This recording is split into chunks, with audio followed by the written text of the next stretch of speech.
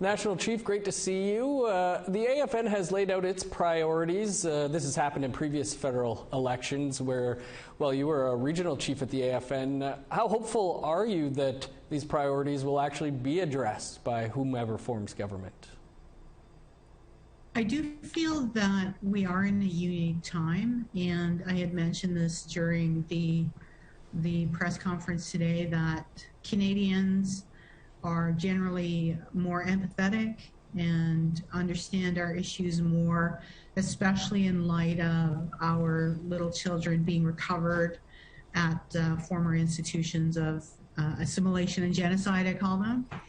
And so I think that's created an atmosphere where the average Canadian is wanting to know what the path forward will be for Indigenous issues in this election and into the future.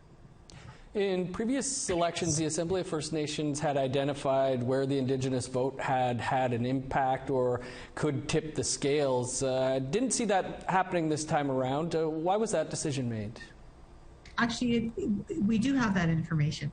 We just haven't done any media work on it yet, but we do have the analysis done on the ridings where First Nations votes will make a difference, and we'll be discussing that at some point during this election process. Okay. I believe in 2019 it was about 50 plus ridings. Is that still the case this time around?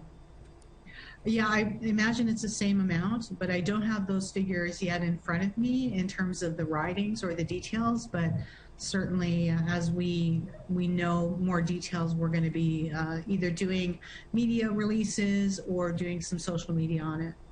Great. Looking forward to those. National Chief, one of the other issues that did come up today was the planned trip by Indigenous leaders this December to the Vatican to meet with the Pope. You said you would not be attending that trip. Can you tell us why you've decided to not attend? You know, the Truth and Reconciliation Commission calls to action, particularly number 58, actually say that we have asked, the call is for the Pope to come to Canada and do the apology on Canadian soil. And so that's what we want. We want that call to action answered by the Pope and by the Catholic Church. And I'm unclear about what going to the Vatican would do in relation to that. So I certainly, as you know, Dennis, in this work, there are what people would call photo opportunities. And I'm not interested in flying halfway around the world for an opportunity to hear from the Pope that he may or may not come to Canada, or just to have a photo with him. I mean, it has to be substantially that he is going to apologize for what the Catholic Church has done to our little ones and what they're going to do in terms of reparations. National Chief, has that call been renewed, or will that call be renewed soon? To the Pope, you mean? Yeah.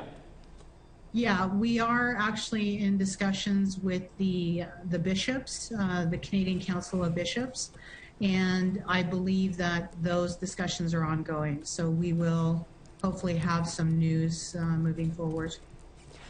National Chief Archibald, we'll have to leave it there, but appreciate you taking some time for us here. Thank you, Dennis. Take care.